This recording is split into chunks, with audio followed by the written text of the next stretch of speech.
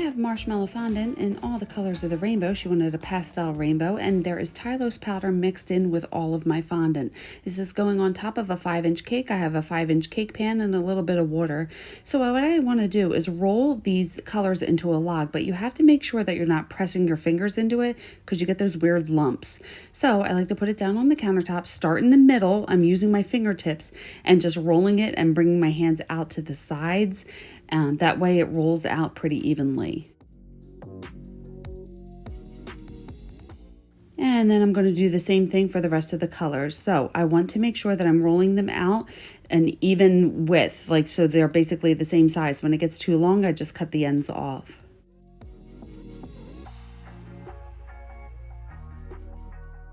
And that looks good. So I'm taking some water on the paintbrush and getting a little bit of water in between. Do not get too much water or else it's going to seep out underneath. You just want enough to make it stick. So I'm just doing that for the same thing for the rest of the colors.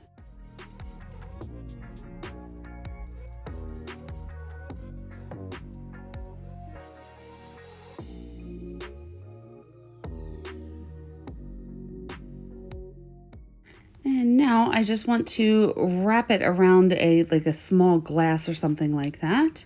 And that purple is a little stiff. It's giving me a little bit of issues. So let me peel that off and roll out another purple one. And that's much better. Just get a little bit of water behind it. This way it's not going to be so dry.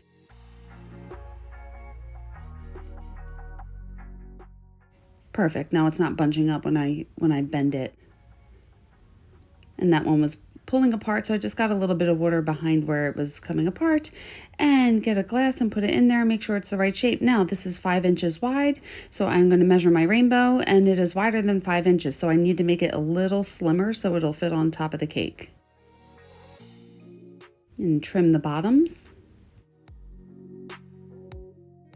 And holding it on top of the cake pan, that is perfect.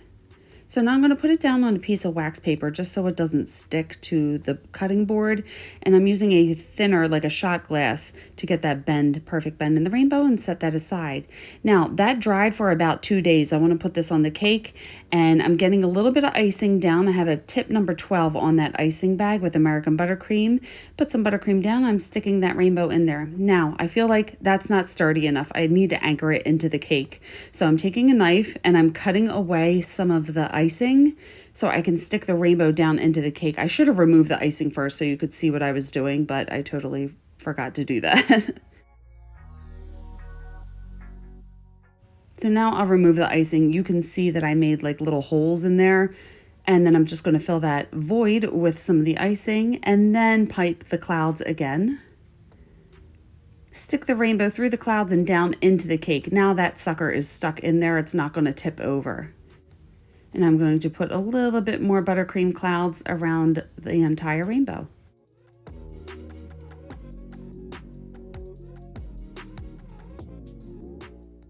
And then I always like to, once I'm finished, you see all those points sticking out? I like to take a wet paintbrush and push down all of those points. Once I set that back in the fridge, it's going to solidify and really hold that on there. And there is the rainbow topper.